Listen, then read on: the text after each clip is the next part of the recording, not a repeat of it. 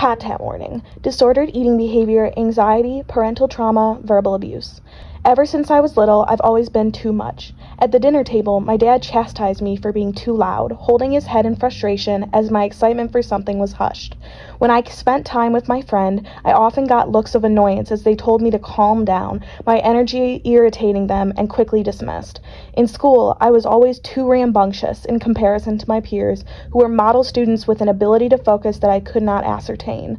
It should be noted that when my male peers acted the same way, they were just being boys. It was only my overzealous behavior that seemed to cause problems.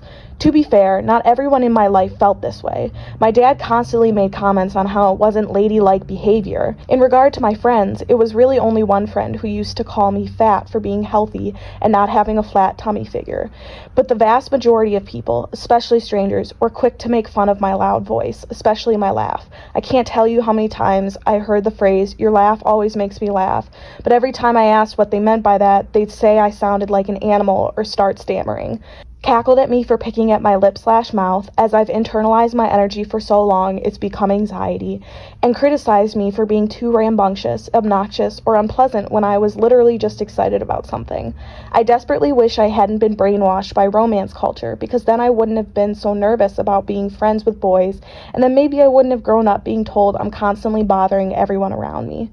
Over time, I learned to resent myself and my overwhelming demeanor, which led to me hating myself all throughout 8th grade and half of high school. I spent way too much time worrying about annoying people, and when they did get upset at my extra spurt of energy, that day I'd curse myself endlessly. I was so ashamed of who I was and how I interacted with peers. I was kind and loving and so effing caring. I spent hours upon hours thinking of others, making sure they were happy, even at the expense of my own happiness. And yet, it was never enough. I was never enough. Once I reached my junior year of high school, I gave up trying to please others and began trying to please myself. This allowed me to get to know myself and love the person I was. Instead of hating myself for not being able to focus, I'd embrace my need for music/background noise and let my mind wander during class, knowing I'd learn the material in the manner that worked for me once I got home. On that note, I'd give myself patience when I wasn't able to achieve as good of scores or study time as my peers, as I knew my brain worked differently. I also gave myself extra time in the morning to walk in and out the door several times, coming back for another thing I'd forgotten. While I made sure not to interrupt others with my thoughts on things, I began to appreciate my chattiness and zest for everyday conversation and made friends with people who appreciated it as well.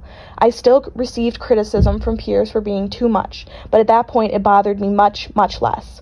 To this day, I still struggle with my ADHD. I still pick at my lips/mouth, and in addition, I pull at my hair. Also, at this point, I know in my brain when I should do something, am able to recognize that I should do it and why I'm not doing it, and still can't seem to actually do it. For example, I know when I'm craving sugar. The majority of the time, I'm either thirsty or eating too many carbs, and yet I'm still unable to get myself to drink water or make myself a filling meal.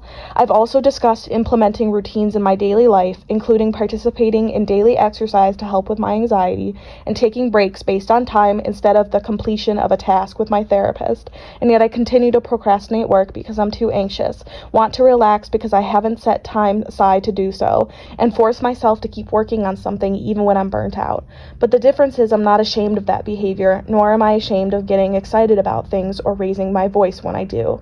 I've embraced my boisterous laugh and admire the way my brain works, because although it made going to school one hell of a challenge, it's given me such creative and original ideas and a valuable perspective on life.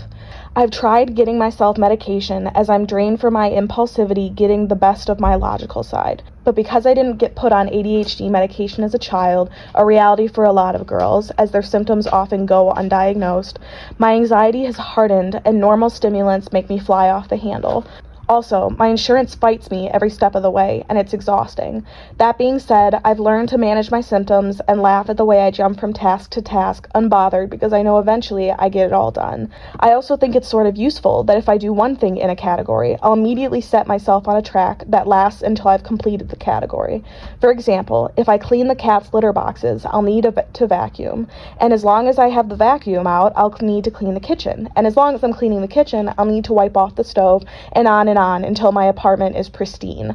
I love my ADHD brain and would never trade my neurodivergence for the functioning of a normie, but I do wish I had been validated in my struggles throughout childhood and not criticized for my symptoms largely because of my girlhood.